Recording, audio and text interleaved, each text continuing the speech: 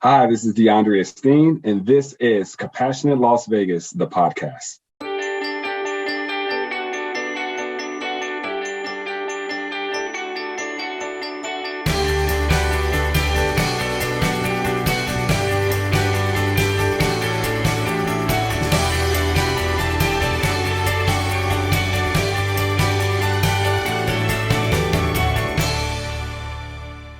Welcome to Compassionate Las Vegas, the podcast.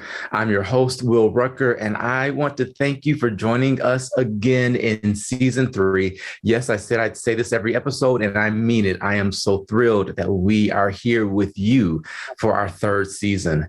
Joining us today is a very special guest, someone I'm really looking forward to this conversation with, and someone who is tall in real life. So, to give you that much. Welcome to the podcast. None other than DeAndre Esteen. Good day. Good day. Good Friday. Thank you for having me. And I'm not sure if people can see us or not, if this is just audio or video, but we are somewhat dressed alike. Like we're wearing the same color. This was Didn't not plan it. Yeah. This is not planned whatsoever. So, listen, it just means that it's serendipitous. This is going to be a great conversation. It's going to be a great day. And again, I'm just really looking forward to it.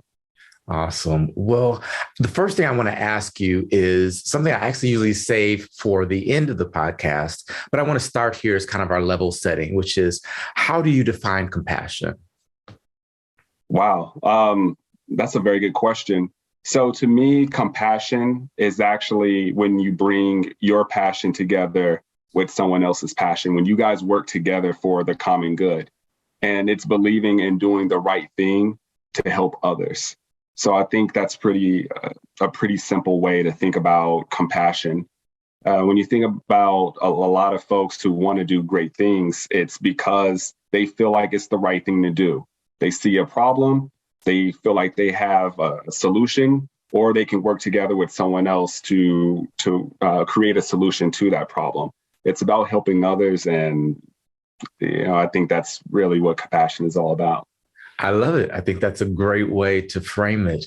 So with that in mind, just let our audience know a little bit more about you, but I want you to take us on your journey. Yeah. So, wow, how much time do we have? I'll try to get the simple version. So, born and raised in Las Vegas, pretty much moved around a lot around the city when I was younger.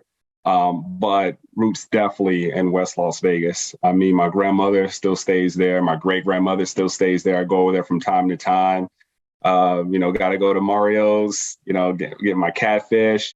I graduated in 2005, right before Katrina hit. And my focus at the time was really around television journalism. I wanted to be a news producer. I wanted to write and really build shows. And a lot of my focus was there. My internships were there as well. And came back and actually got my career started with Channel 8 and then also Channel 13. And was there for about 4 years. And unfortunately, the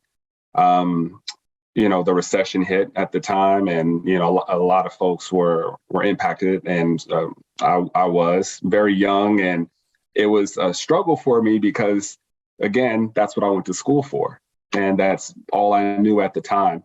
But when I got let go, I figured, let me do something. Let me, volunteer. And so I actually started to volunteer at the Shade Tree. And I was teaching life skills classes there. That's how I actually got started in the nonprofit world. So I was working in their workforce readiness program, coaching and teaching classes and helping the residents there to find work and, jobs, just really improve their workforce readiness skills. And then I actually became the director of development soon after that. So now we're in a whole different world. We're in the fundraising world. And I think that's where I really started to establish the relationship part, because that's what director, being in development is really all about. And in 2014, I joined Barclays. The name Barclays sounded familiar to me, Barclays Center, and I was familiar with Premier League. And I joined in August of 2014. And Barclays had just really established itself in Henderson about 6 months prior. So I've been with Barclays now for 7.5 years out of the 8 years that they've been here. And, it's been a great journey. I think the one thing, when I look back at my career and the different aspects of my career, and for anyone listening out there, you have to have a cheerleader, because I have had some great mentors and people who believed in me along the way, even when I didn't quite believe in myself, even when I felt like I wasn't being the best leader that I could possibly be, or, but there's always those folks who expect the best out of you. They know that you're capable of being better, and they will root for you. Yeah. And when you say you're with Barclay, like, tell us what you do. Like, what's your title? Oh, boy. So my exact title, and when I give you this title, I'm going to have to explain it anyway, but my exact title is Vice President of Contact Center Site Coordinator.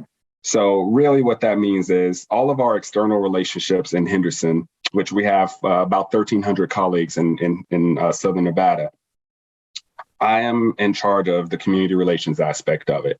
So anything dealing with our philanthropy or fundraising, which we call our citizenship platform, falls under me. And I also oversee that same agenda in our smaller location in Hamilton, Ohio.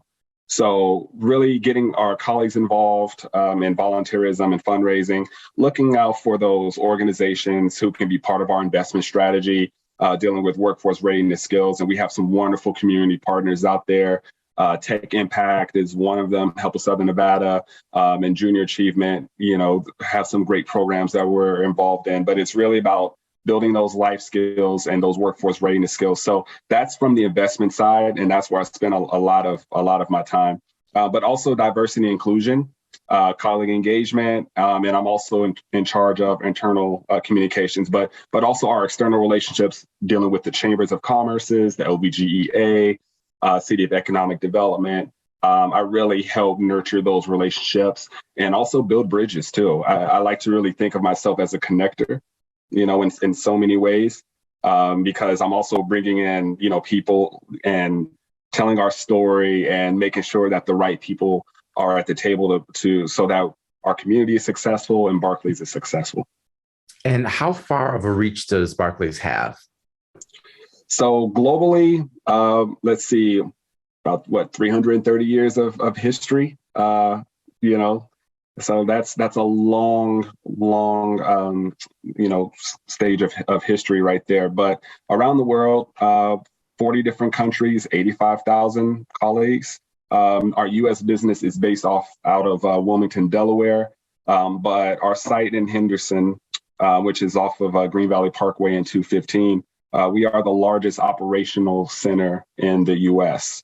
So we're in Nevada, we're in Ohio, Wilmington, Delaware. We have our large tech center in Whippany, New Jersey as well. So we're pretty much spread out, but Henderson, Nevada is the flagship operations center.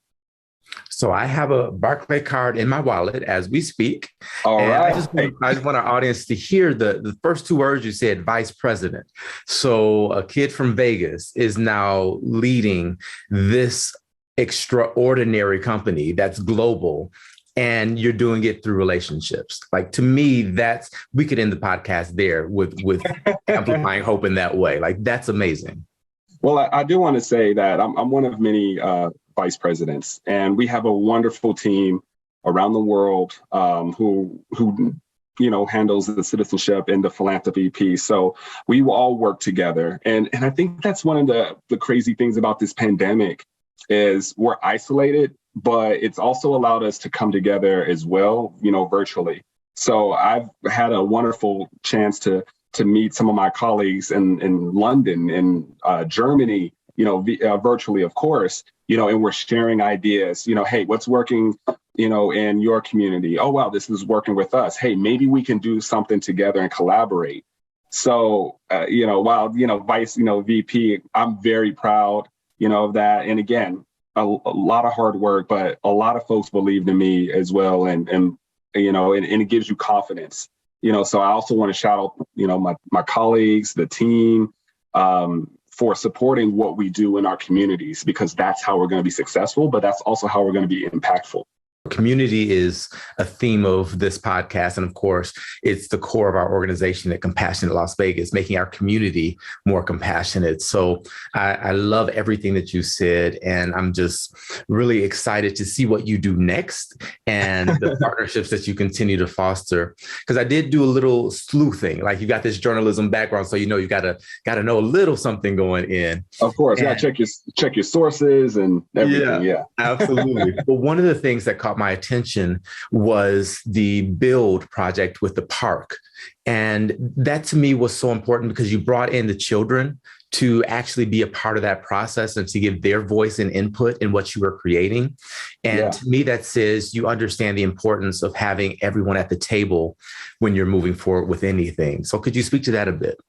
Absolutely. And that's a wonderful partnership that we've been able to be a part of over the last year. And we're actually just finalized. We're going to take part in the second year. So awesome. we're going to do it again. But the Fox 5 Super Build, they approached us, Fox 5 did. They have this wonderful project that they have been doing where they bring in local companies and they work together to help build and design a playground in an area in need through an organization called Make an Impact. And then later on, working with Habitat for Humanity, you build a house. And this year, the house was built for the Payton family. They have a wonderful, wonderful story. You can go to Fox 5's website and learn all about them and learn about the companies that have been involved and hear our story as well as, why it's important for us. But going back to the playground, which was the first part of it, bringing the kids together in the area of, it was Gary Reese Freedom Park. I'm used to just saying Freedom Park because I lived in that area and that's where, we would go and hang out, me and my friends and I when we were younger. But the kids in that area, it's about 2,000 children, I believe, would be, utilizing that new playground. But we brought them in different age groups and we, they got a chance to sort of build out what they thought they would want to see in a playground. I remember that day like it was yesterday, even though it's almost a year ago, because I had the kindergartners. And so that was a whole lot of energy. Then when they gave the kids the cake, I'm like, we're done here because you're going to give 5 and 6 year olds some sugar. And no, but it was great because, they took a lot of the ideas from the kids and, really put it in the rendering. And the Raiders were involved as well. So of course it's all, Raiders logoed out. And, just seeing the process and us being a part of that process was really great. It was the first time for us. We had to be involved in it a majority of the time virtually, unfortunately, due to safety and health, guidelines. But as I continue to tell the story, and as I continue to let our colleagues know what's going on, and even virtually, we were part of the design day. But I'm proud to say when we do the house build, we have our day coming up. We will have Barclays colleagues out there. We will be getting our hands dirty and putting the final touches on the Payton family's brand new home. And so, listen, if you have a chance, go to Fox 5's website. They have a wonderful story, wonderful family. I got a chance to meet with them and talk with them. And I'm just so very happy for them and that we're able to be a part of the process. That's beautiful. And I'm just warm and fuzzies. Like 2,000 kids have access to this park. And so, full disclosure, I am not a sports person. And I don't even understand, like, okay, people are watching other people do this and they're really excited about it. Like that doesn't resonate with me. But I am amazed at how much Las Vegas loves the Raiders. Like you can't go anywhere without seeing a Raiders license plate or someone in a tee or, a flag somewhere. It's just like the Raiders came and they made this home for real. Yeah. And when you even look at just overall, we're a sports town now. Who would have thought I mean, there were some folks who said we can be a sports town, and but I think the majority of us 10, 15 years ago, there was no way we thought that we would be a major sports hub. Hockey in Las Vegas, but the Golden Knights came in, and unfortunately their debut season, coincided with 1 October. But even right before then, they came in and they embraced the community, right? They came in and they made their impact. They were our Vegas born, organization. And they really showed, that they want to establish roots here. When you think about what the Raiders, when you think about the Aces, when you think about, now we have the Silver Knights, coming in.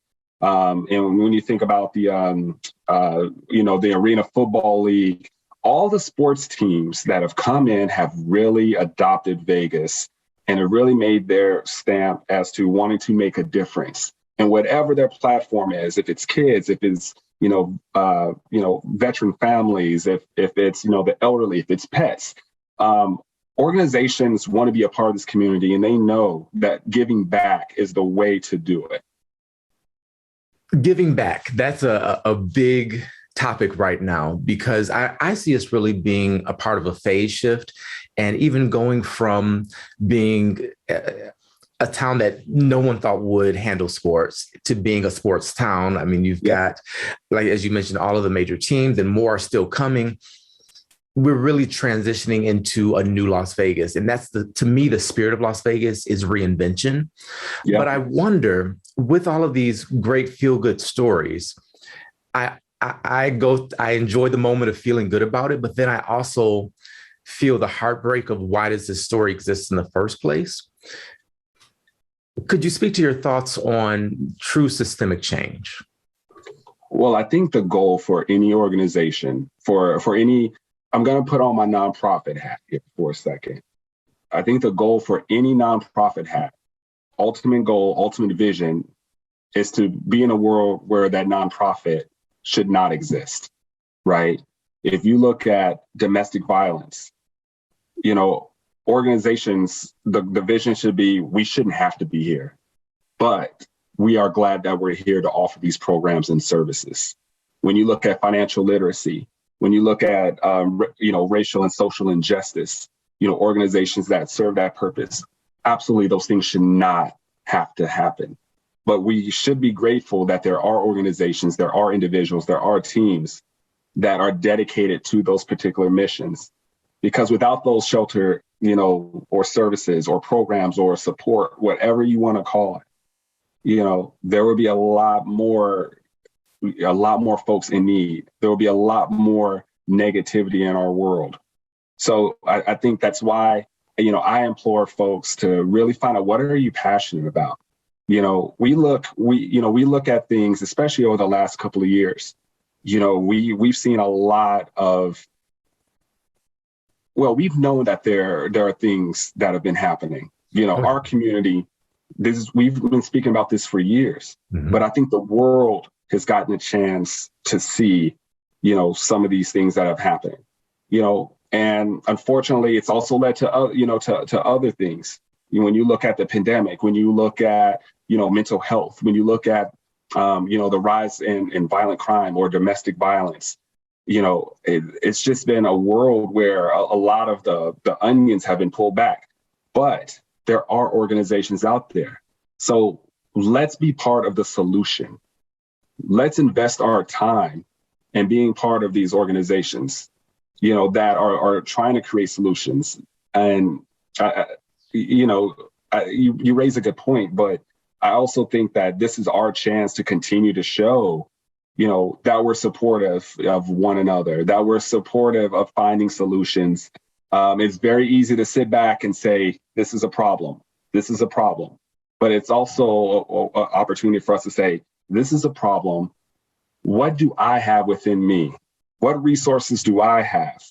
What passion do I have to work towards, being a solution, or finding a solution?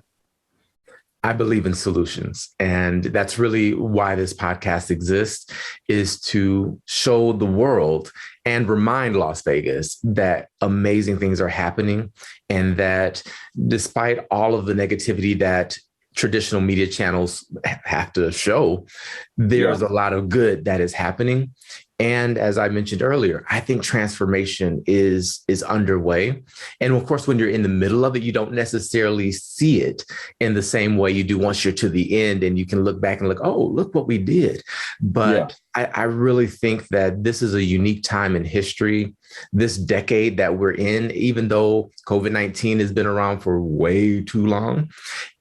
I think it's given us some tools and some perspective and some connectivity that we wouldn't have otherwise gotten in this quick time frame, this short of a time frame. So I really appreciate you bringing that solutions-oriented perspective.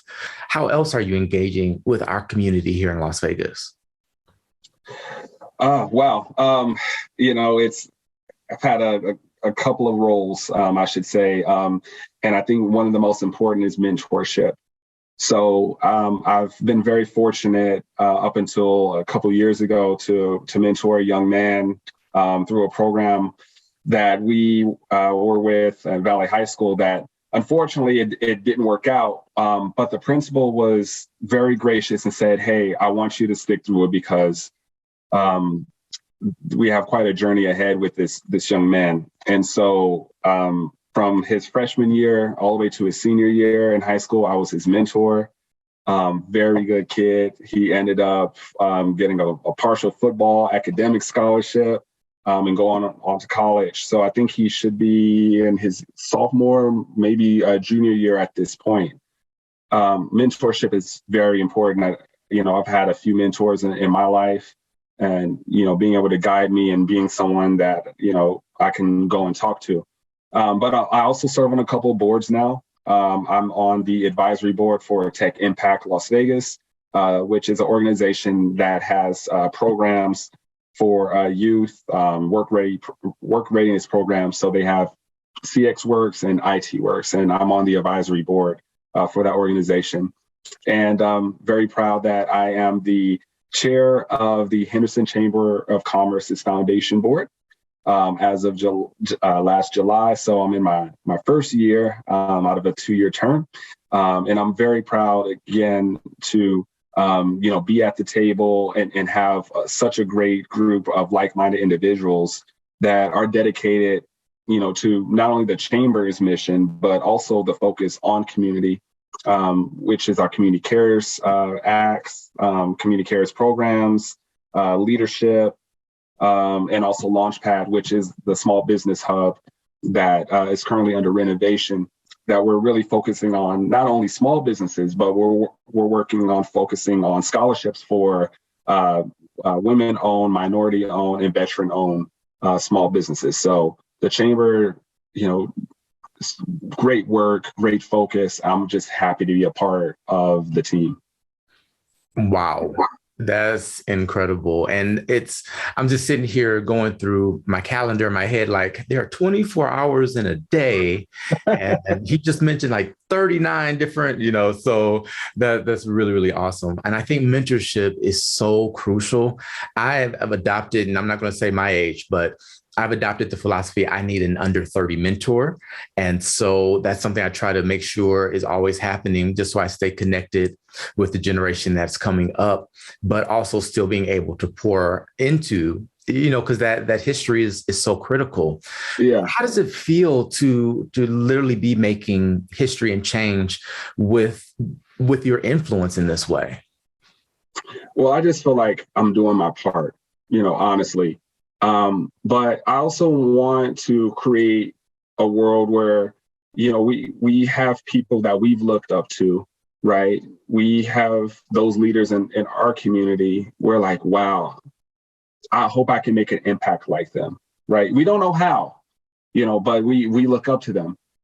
We have to understand that, secretly there's those, who are younger than us that probably look at us the same way. And I want to lay a foundation. I hope that, with others, we can be that beacon, right? Where the younger people look up to us and say the same thing.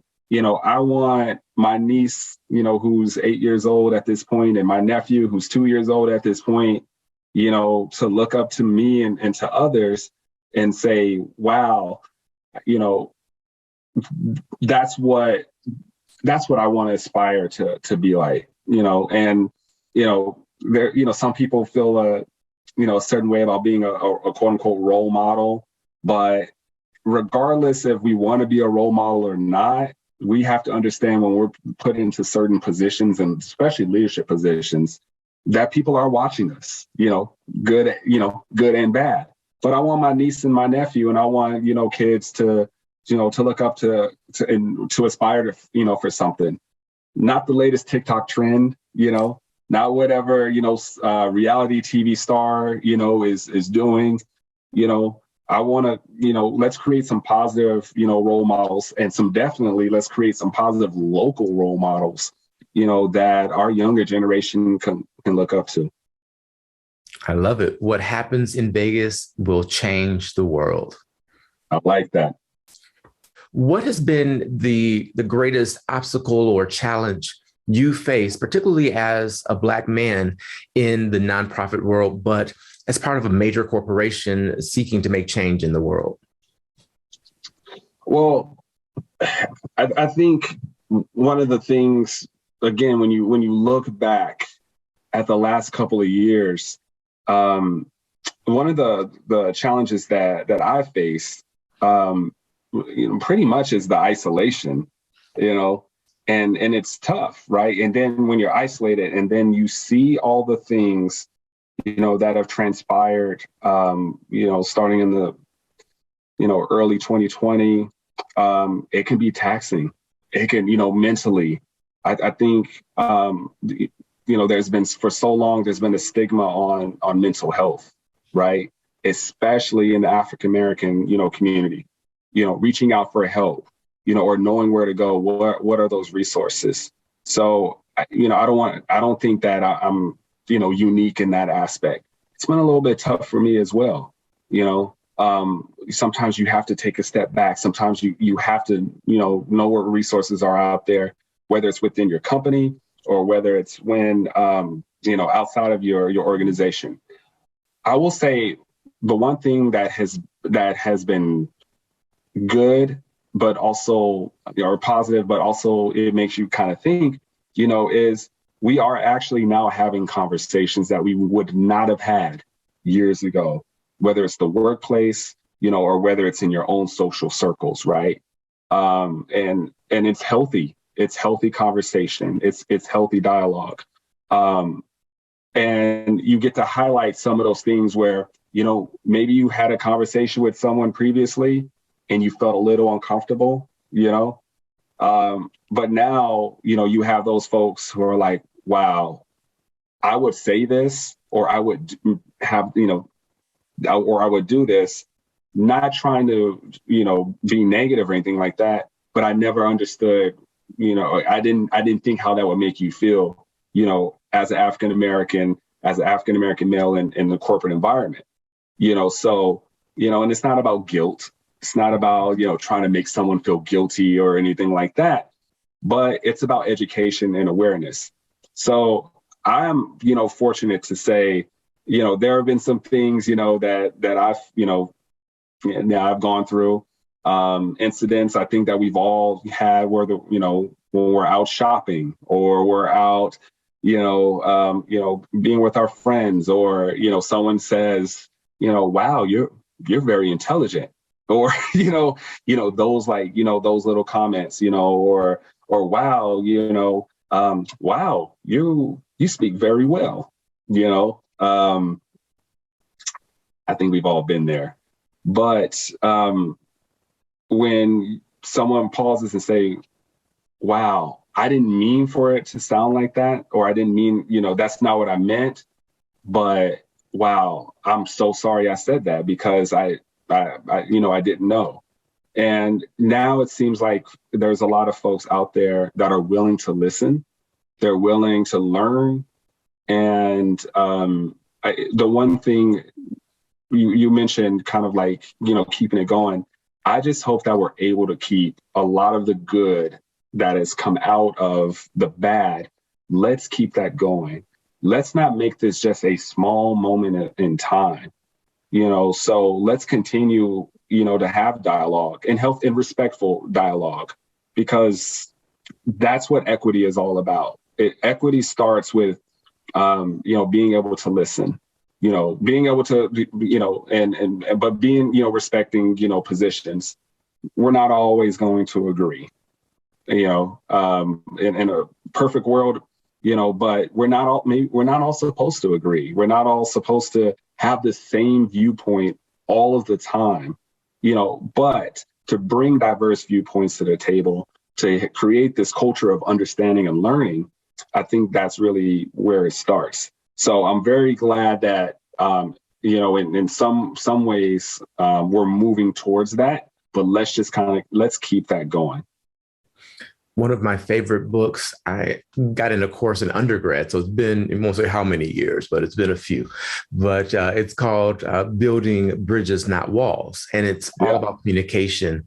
And my favorite nugget from that book is I hear you and in the fellowship world, in Compassion Las Vegas, we just shorten it to yes and. But people have to learn to listen.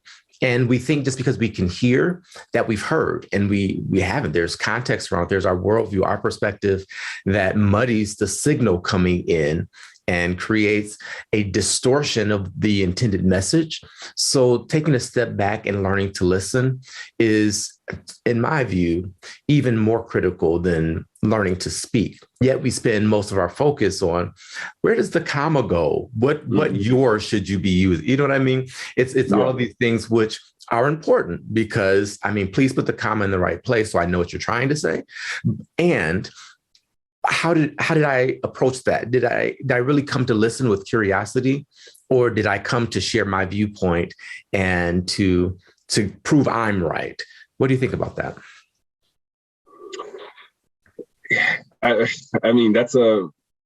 That's a very, very good point. And I think what you're saying is, seek to go into conversations to understand, pretty much, as opposed to seeking to speak. There's a lot of, and let's be honest, I think we've all been guilty of it, as well of, I want to give my viewpoint because I am right. I want to give my viewpoint because you are wrong, and again, let's go into having healthy conversations, respectful conversations, and listen. When you look at history, when you look at, context, we don't know what each other have gone through, right?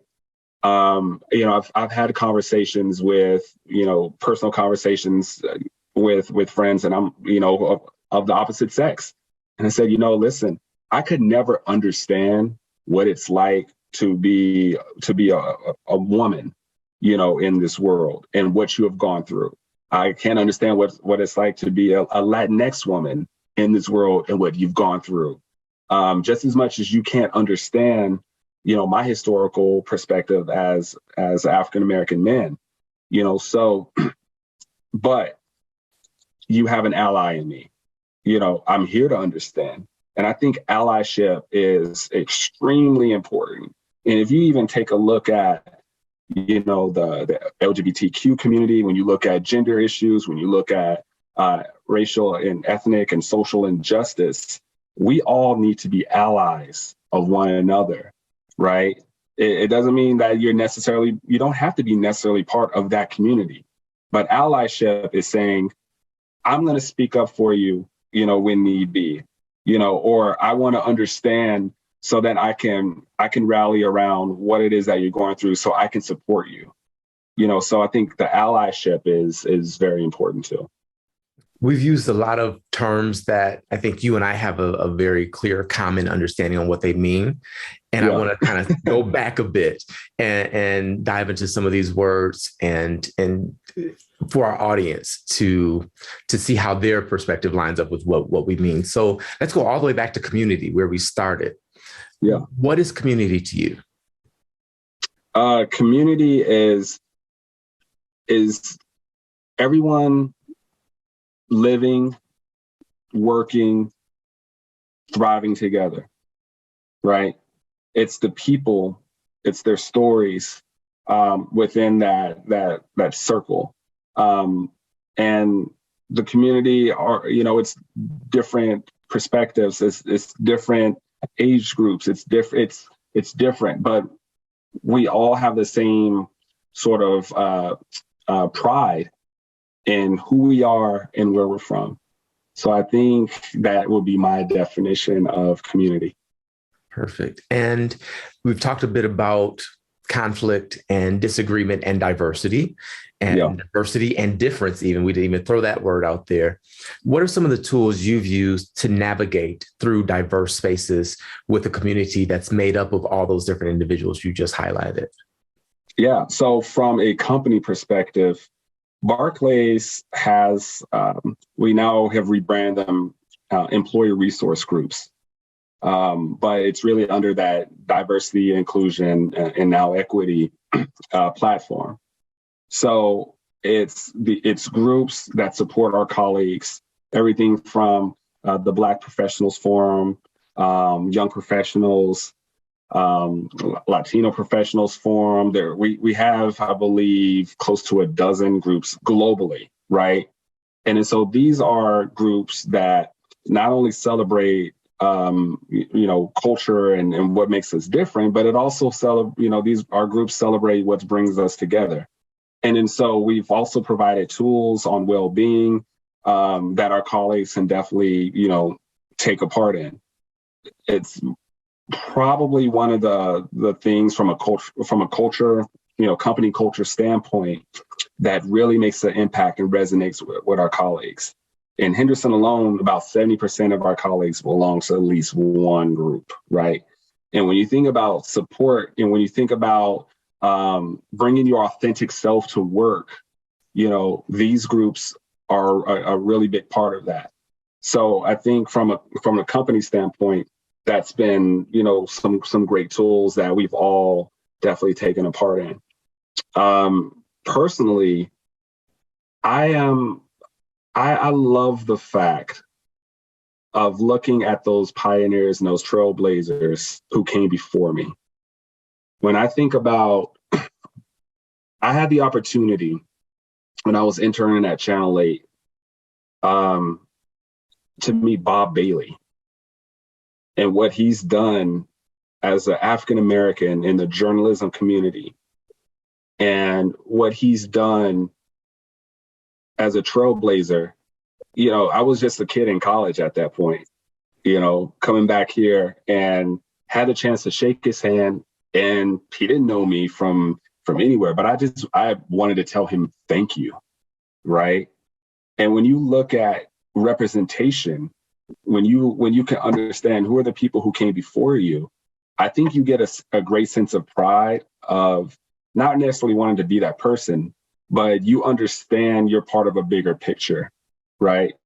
And so for me, I think I've always, I don't want to say always, but I think I've had a sense of being part of something bigger than myself. That's why I love my job. That's why I love, volunteerism and fundraising, because it's an entire agenda, but it allows me to feel like I'm part of something bigger. And it also to bring my colleagues in there to say, listen, you are a part of something bigger than yourselves now, and to really tell that story. So I don't know why I just thought about one of that being like a singular moment and me just understanding representation, right? But also from a community standpoint, being part of something larger, being part of a legacy, if you will.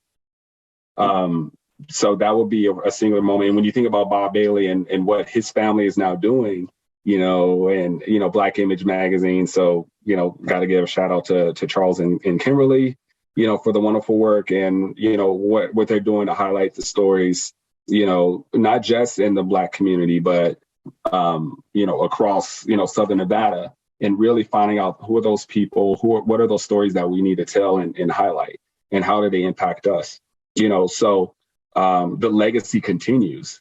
And I think from a leadership standpoint, there's other folks, the Shondell Newsoms of the world, Tyrone Thompson, Dr. Darian Pollard, those are the folks that we look to as being part of the trailblazers. And now we are a part of that journey too, and that's really, really crazy to think about, but awesome too. For sure. And every individual you named is just a giant, and you are becoming that and truly standing on their shoulders to do even greater. So I just want to throw that at you so that you own the amazing work and person that you are doing and being. With some of this, the journalism background, I'm just wondering, how does that influence your approach to this idea of diversity? And here's what I mean. With diversity, everyone kind of has their own view of it, and some is more favorable, some is less favorable. Some feel as though this push for diversity is really an exclusionary tactic to transform our world, which we are transforming, but they feel as though perhaps they're being displaced instead of others being included at the table. How does your journalism background influence your approach to diversity, navigating that space? Well, that's a good question. But I was having that conversation with one of my best friends, actually, just last week. And it's like, listen, we want to have a chance to be at the table, right? It's not about, replacing, or anything like that, but it's about having a seat at the table, but not only just having a seat at the table, being able to speak at said table, because we haven't had those chances in a lot of circles, right? So I think because some folks are they're used to the status quo, and so anything that Ursa, takes away from that, it's jarring, right? And it's like, whoa, am I being replaced? Whoa, what is this? No, it's not about that.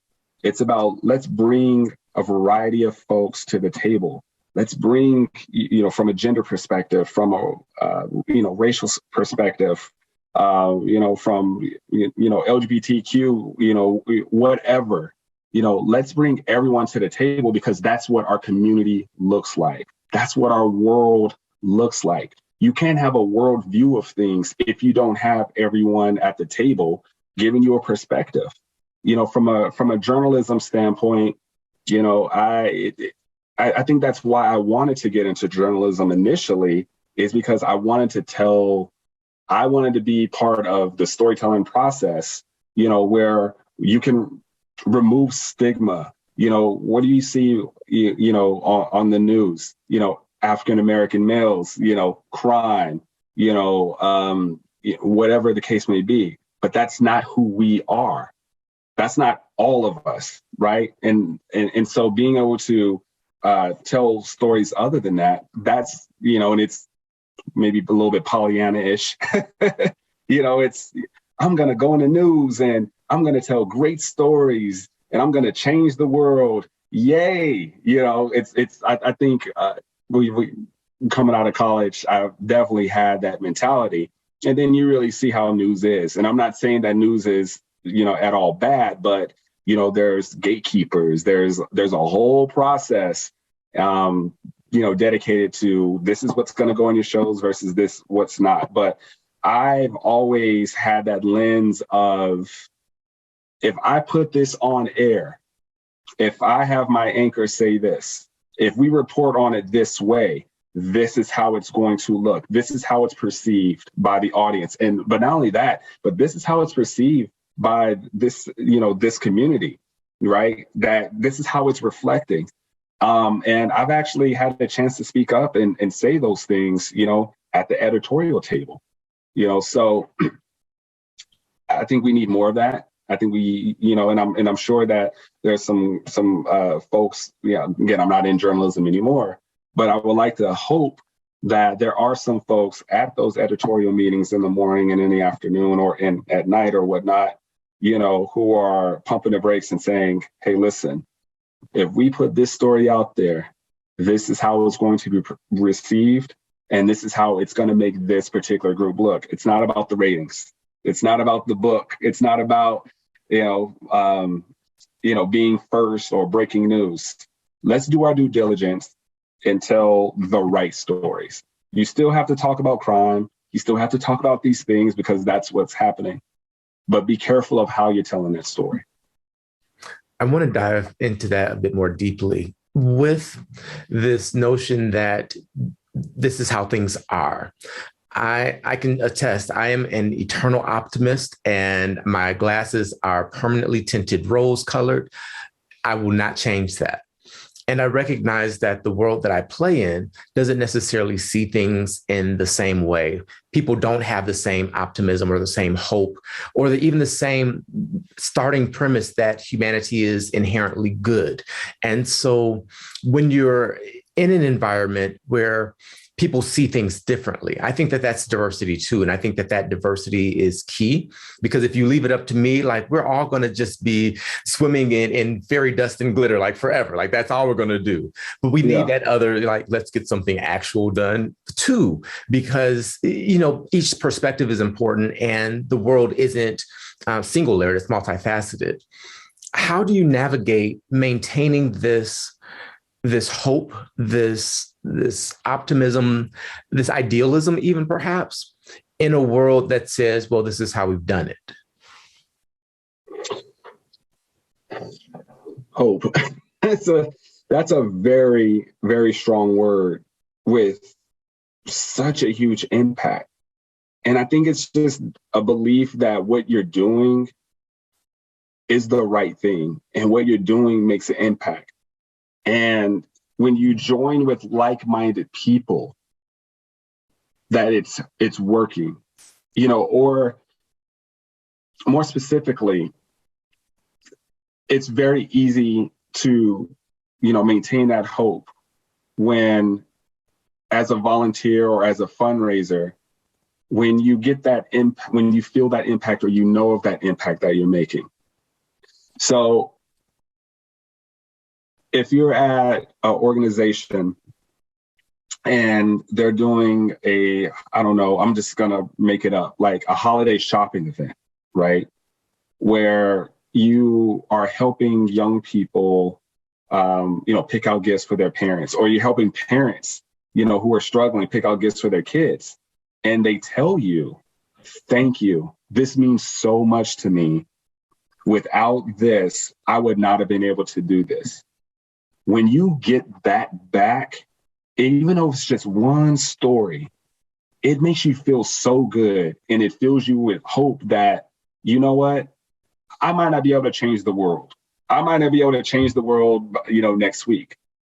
But for the moment, for this hour, this 2 hours, I have just changed someone's life. You never know what someone is going through.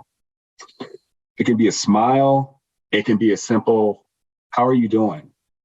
When you can treat people like they're people and you show that they care, for some, that's all they need. That's hope. That's what gives me hope. We might not be able to change the world. I was about to go into a Tupac quote for a second.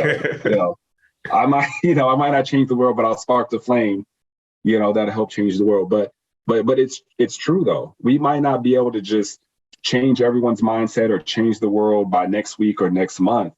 But if you can find, solace in those individual stories and you created that change, I think that's what hope is. And then you just do it one by one. I really like that. What is the difference for you between progress and change?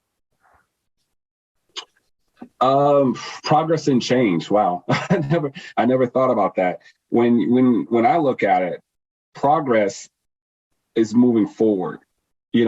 Change is not all change is good, but I think when I look at progress as being a more positive statement, right? It's moving us forward, in maybe a very similar direction.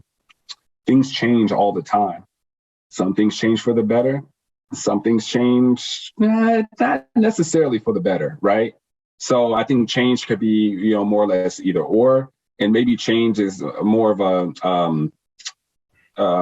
it's, I don't want to say it's an adaptation. Maybe progress is more of an adaptation to move forward. So I kind of look at, I think when just kind of like on the spot, progress, more or less moving forward, singular direction. Change is just something that happens. It can be good or it can be bad.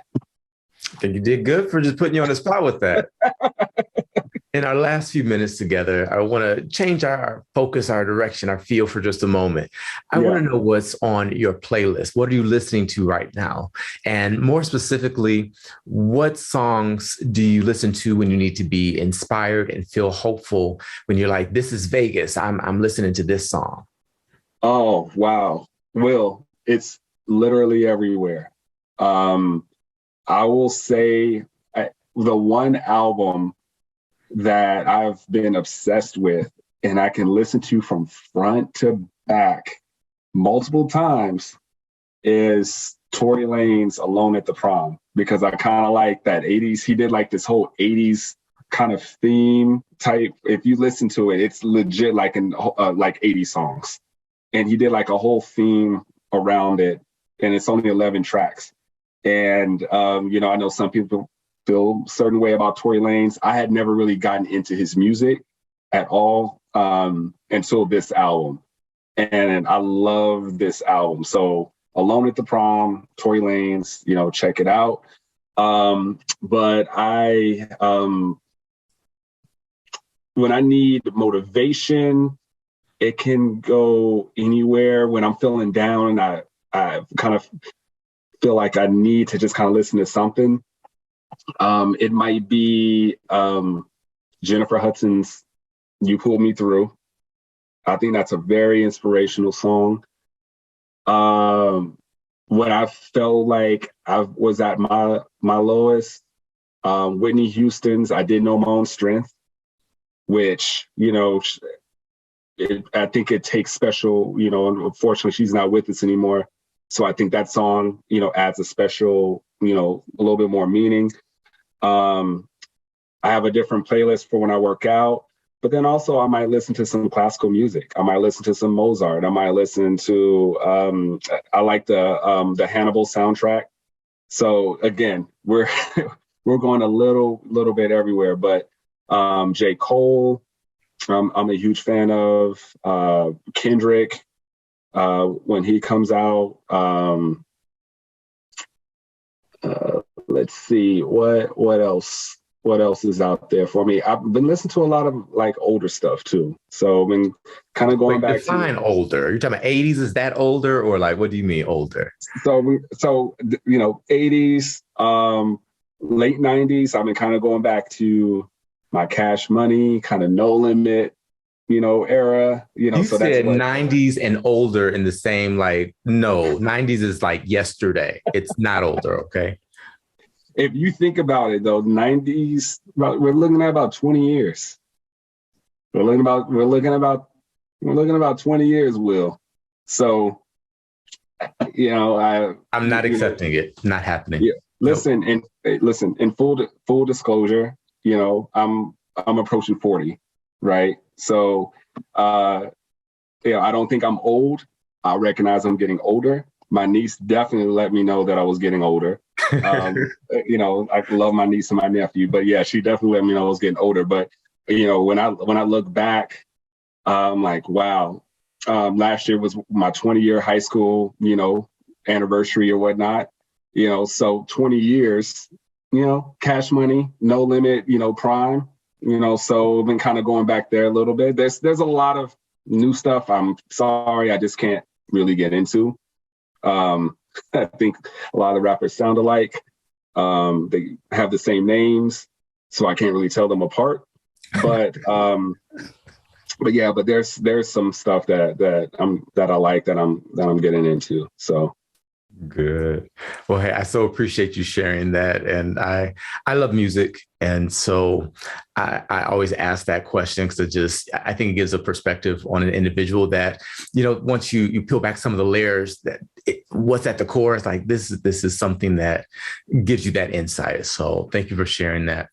If you could, in a sentence or two, what do you want our audience, our viewers, our listeners to take away from our time together today?